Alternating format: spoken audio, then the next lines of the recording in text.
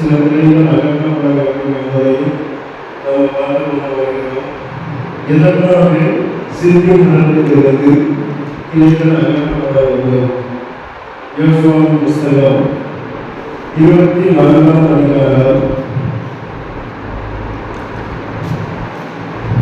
இதற்காக நம்மிலிருந்து சில காரியங்களை அகற்ற வேண்டும் என்றால் யோசுவா 24ஆம் அதிகாரம் 15ஆம் வசனத்தை 16வது வசனத்தை பாருங்க.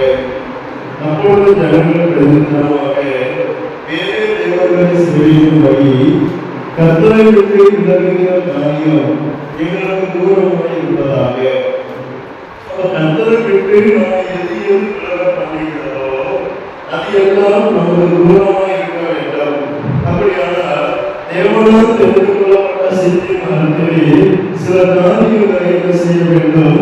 அகற்ற வேண்டும். அப்படி அகற்றாமல் போனால் அது நம்மை கர்த்தரை விட்டு வெகு தூரமாக விலக பண்ணும்.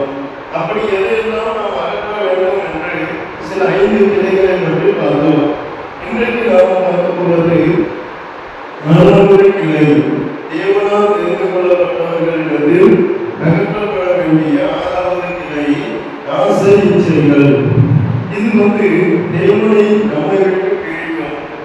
இந்த ஆசை இச்சைகளை நாம் நம்மிலிருந்து அகற்ற வேண்டும். இந்த இரண்டும் நம்மை தேவனுக்கு என்று பயன்படப்படாது. தேவ சித்தத்தை அறியவும் அந்த தேவ சித்தத்தின்படி செய்யவும் நம்மளை இது விலகவும் பண்ணணும். அதனால ஆசை இச்சைகளை நம்மை விட்டு அகற்ற வேண்டும். 2 தீமோத்தேயு புஸ்தகம்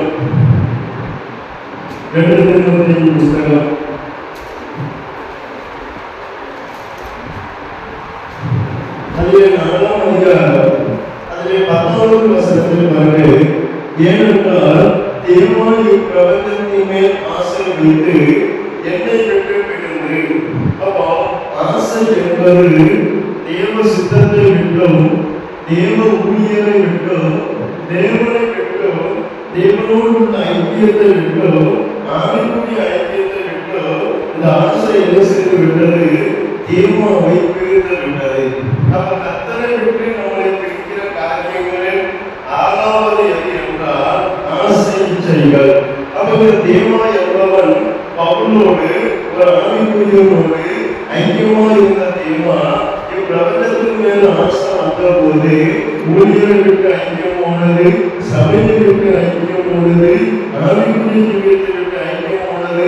இது எல்லாவற்றுக்கும் மேலாக கர்த்தரை விட்டு ஐக்கியம் என்ன செய்து விட்டது? போய்விட்டது. அப்ப நமக்கு ஆசை இச்சைகளை நாம் அகற்றும் போதுதான் நம்ம தேவனோடு கூட இன்னும் அதிகமா என்ன செய்யலாம்? நெருங்கலாம். அடுத்து அதனால்தான் தேவனோடு கூட நெருங்குவதற்கு ஏதுவாக பவுல் நமக்கு ஒரு ஆலோசனை சொல்லுகிறார் பாருங்க. எபிரேயர் 13ஆம் அதிகாரம்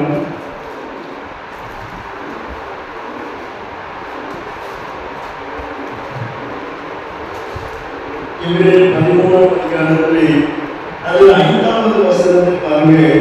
நீங்கள் பணாசைக்காரர்களாய் நடந்து உங்களுக்கு இருக்கிறவைகள் போதும் என்று எண்ணுங்கள். நான் உன்னை விட்டு விலகுவதில்லை, உன்னை கை கொடுக்கவில்லை என்று அவர் சொல்லியிருந்தாரே. அப்ப கர்த்தர் நம்மை விட்டு விலகாமலும் நான் கர்த்தரை விட்டு விலகாமலும் இருப்பதற்கு பவுல் நமக்கு ஒரு ஆலோசனையை கற்றுத்தாரார். ஆசை இச்சைகளை எல்லாம் நம்மை விட்டு அகற்றி எது தேவன் நமக்கு தந்தாலும் அது போதும் என்று எண்ணுங்கள். அப்பொழுது கர்த்தர் நம்மை விட்டு விலகவும் மாட்டார், நம்மை கைவிடவும் மாட்டாரா? அப்ப ஆசை இச்சைகள் நம்மை தேவனுக்கென்று விலக செய்யும் போது அதை நம்மை விட்டு அகற்றி போதும் என்கிற மனது நமக்கு எப்பொழுது வருகிறதோ அப்பொழுது இயேசு நம்மை விட்டு என்ன செய்ய மாட்டார்? விலக மாட்டார். லோத்து பற்றி சொல்லி பார்த்திருக்கோம். லோத்து நல்ல ஆசீர்வதிக்கப்பட்டவன், அநேக ஆசீர்வாதங்களை உடையவன். ஆனாலும் அவனுக்கு ஆசை இச்சைகள் என்ன செய்யல? குறையவில்லை. அப்படி குறையாதது சொன்னால் அவன் ஆபிரகாமை விட்டு பிரிந்து போனான், கர்த்தருடைய சித்தத்தை விட்டு பிரிந்து போனான், கடைசியில் கர்த்தரை விட்டு என்ன செய்து விட்டான்? பிரிந்து விட்டான். ஆசை இச்சைகள் நம்மை தேவனையும் தேவனுடைய ஊழியரையும் ஆவிக்குரியவர்களையும் சபையினுடைய ஐக்கியத்தை விட்டு நம்ம என்ன செய்கிறது? அது பிரிக்கிறது. நம்ம ஆசை இச்சைகள் நம்மை விட்டு என்ன செய்ய வேண்டும்? அகல வேண்டும். எது கர்த்தர் தந்தாலும் போதும் என்கிற மனது நமக்கு கண்டிப்பாக தேவை. லோகத்துக்கு எவ்வளவு ஆசீர்வாதம் கொடுத்தும் அவனுக்கு போதும் என்கிறதான மனதை அவனுக்கு வரவே இல்லை. அதுதான் தேவனை விட்டு அவன் பிரிவதற்கும் தேவ சித்தத்தை விட்டு அவன் விலகுவதற்குமான காரணம். அதுதான் அவர்களுக்கு சொன்ன நீங்கள் மன ஆசைக்காரர்களாக நடந்து உங்களுக்கு இருக்கிறவர்கள் போதும் என்று எண்ணுங்கள். அப்பொழுது நான் உன்னை விட்டு விலகுவதும் இல்லை, உன்னை கைவிடுவதும் இல்லை. அப்ப இயேசு நம்மை விட்டு விலக வேண்டும், இயேசு நம்மை கைவிடாமல் இருக்க வேண்டுமானால் நம்மை வந்து கிடைச்சாலும் போதும் என்கிற மனதை நமக்கு எப்போதுமே இருக்க வேண்டும். அடுத்ததாக 1 நாளாகமம் 11ஆம் அதிகாரம், 1 நாளாகமம் 11ஆம் அதிகாரம், அதில் 1ஆம் வசனம் முதல் 3ஆம் வசனம் வரைக்கும் பாருங்க. ராஜாவாகிய சாலமோன் மாகோனின் குமாரத்தியை நேசித்ததும் அல்லாமல் மோவாபியரும் அம்மோனியரும் எதோமியரும் சீதோனியரும் எத்தியோரும் ஆகிய அந்நிய ஜாதியாரான அநேக ஸ்திரீகள் மேலும் ஆசை வைத்தார். கர்த்தர் இஸ்ரவேல் புத்திரரை நோக்கி, நீங்கள் அவர்களிடைக்கும் அவர்கள் உங்களிடைக்கும் பிரவேசிக்கலாகாது. அவர்கள் நிச்சயமாய் தங்கள் தெய்வங்களை பின்பற்றும்படி உங்கள் இந்தியத்தை சாயப்படுவார்கள் என்று சொல்லியிருந்தார். சாலமோன் அவர்களுடைய ஆசை வைத்து அவர்களோடு கூட ஐக்கியமாய் இருந்தார். அவர்கள் கவனிங்க, இவன் சாலமோனுக்கு ஆசை வந்த போது ஐக்கியமும் யாரோடு இருந்தது என்றால் அந்நிய ஸ்திரீகள் மேல ஐக்கியம் போச்சு. நம்ம எல்லாரோடும் கூட ஐக்கியப்படக்கூடாது. சில ஐக்கியங்கள் கூட நம்மையும் தேவனை விட்டு என்ன செய்யும்? நம்மை பிரிக்கும். நீங்க உதாரணமா தானியேல் தீர்க்கதரிசன புத்தகத்தை எடுத்துக் கொள்ளுங்கள். தானியேல் தீர்க்கதரிசன புத்தகம் 2ஆம் அதிகாரம்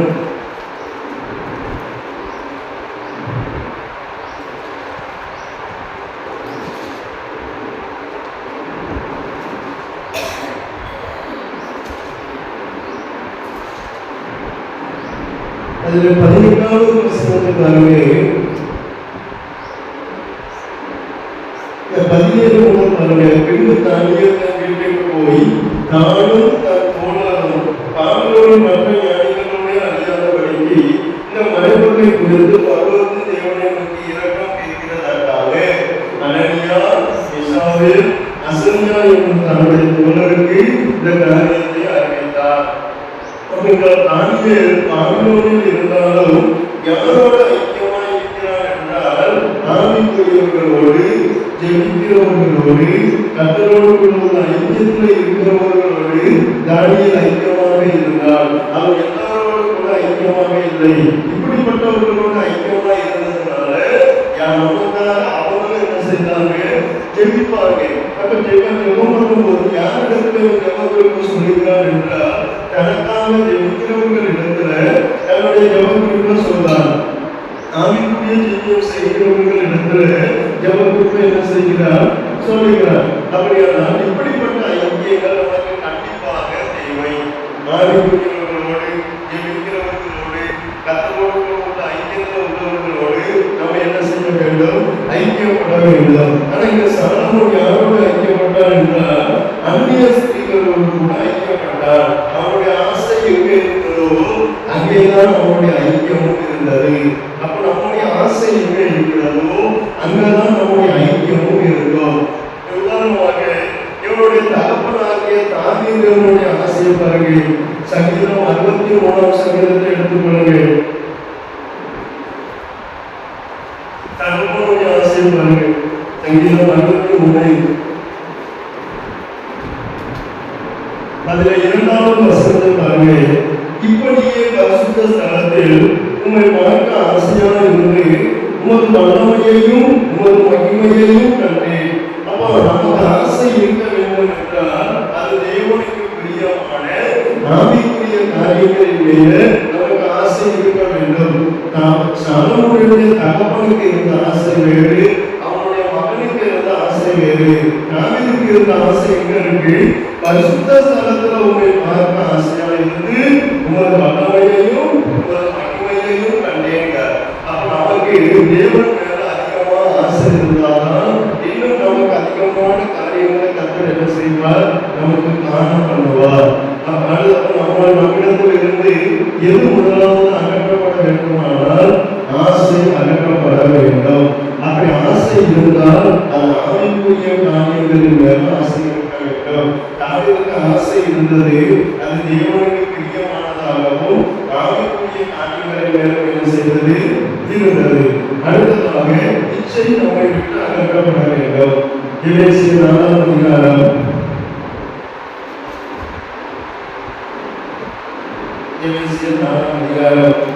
அதுல 22வது வசனத்தை பாருங்கள். அந்தபடி முந்தின நடக்கைக்குரிய மோசப்போக்கும் இச்சைகளாலே, அப்ப அந்த இச்சை என்பது முந்தின நடக்கைக்குரிய மோசம் போக்குற காரியம். இது கெட்டு போகிற பழைய மனுஷன். அப்போ அந்த இச்சை என்பது பழைய மனுஷனுக்குள்ள இருக்கக்கூடிய ஒன்று. அது கெட்டு போனது. அப்ப கெட்டு போகிற பழைய மனுஷனுக்குள்ள இருந்த இச்சை அப்போ தேவனால் தெரிந்து கொள்ளப்பட்ட நமக்குள், தூணாக நிற்கக்கூடிய நமக்குள், தூணாக மாறக்கூடிய நமக்குள்ள என்ன செய்யக்கூடாது? இருக்கக்கூடாது. அப்போ முதலாவது எனக்கு ஆசையும் அகல வேண்டும். இரண்டாவது இச்சையும் என்ன செய்ய வேண்டும்? அகல வேண்டும். இந்த இச்சை என்ன செய்கிறது என்று பாருங்க. 2 நாட்கள் 5ஆம் அதிகாரத்தை எடுத்துக்கொள்ளுங்க. இந்த இச்சையும் அநேக காரியங்களை பிடிக்கிறது பாருங்க. 2 நாட்கள் 5ஆம் அதிகாரம் அதில் 24ஆம் வசனம் முதல் பாருங்க. கேயாசின் குறித்து சொல்லப்பட்ட வசனம். அவன் மேற்கண்டைக்கு வந்தபோது அதை அவர்கள் கையிலிருந்து வாங்கி வீட்டிலே வைத்து அந்த மனுஷரை அனுப்பிவிட்டார். அவர்கள் போய்விட்டார்கள். பின்பு அவன் உள்ளே போய் தன் எஜமானுக்கு முன்பாக நின்றான். கேயாசியே, எங்கே இருந்து வந்தாய் என்று எலிசா கேட்டதற்கு அவன் உனது அடியான் எங்கும் போகவில்லை என்றான். அப்பொழுது அவன் இவனை பார்த்து, அந்த மனுஷன் உனக்கு எதிர்கொண்டு வர தன் ரதத்திலிருந்து இறங்கி திரும்புகிற போது என் மனம் உன்னுடனே கூட சென்றதில்லையா? பணத்தை வாங்குகிறதற்கும் வஸ்திரங்களையும் ஒளிவு பொருட்களையும் திராட்சை தோட்டங்களையும் நாடு மாடுகளையும் வேலைக்காரர்களையும் வேலைக்காரிகளையும் வாங்குகிறதற்கும் இது காலமா? ஆகையால் நாகமணி புஸ்தகம் உன்னையும் உன் சந்ததியாரையும் என்றைக்கும் பிடித்திருக்கும் என்றார். அப்ப நல்ல கவனிக்க, கையாசினுடைய எதிர்காலமும் தேவனுக்கும் நல்ல ஒரு ஆவிக்குரிய ஊழியருக்கும் அவனோடு கூட இருந்த ஐக்கியமும் அவனை விட்டு விலக காரணம் எது என்றால், அவன் நாகமான் கொண்டு வந்த அந்த காணிக்கையின் மேல் வைத்த இச்சைதான் அவனை எல்லாவற்றையும் அவன் இழந்து போக காரணம். அப்ப இச்சை என்பது அநேக காரியங்களை நாம் இழந்து போவதற்கு ஏதுவாக ஆகும். இங்கே கேயாசி இச்சித்ததினால முதலாவது அவன் இழந்தது எது என்றால், தேவன் அவனை குறித்து வைத்த தேவ சித்தத்தை அவன் இழந்தான். இரண்டாவது அவன் இழந்தது தேவனை இழந்தான். மூன்றாவது அவன் இழந்தது தேவனோடு உள்ள ஐக்கியத்தில் இருந்த உயிரை விட்டு அவனுடைய ஐக்கியம் இழந்தது. நான்காவது அவன் இழந்தது தேவன் அவனுக்காக வைத்த எதிர்காலத்தை இழந்தார். இப்படி எல்லாவற்றையும் இழந்து தன்னுடைய சந்ததிக்கும் குஷ்டரோகத்தை கொண்டு வந்து சேர்த்தான்.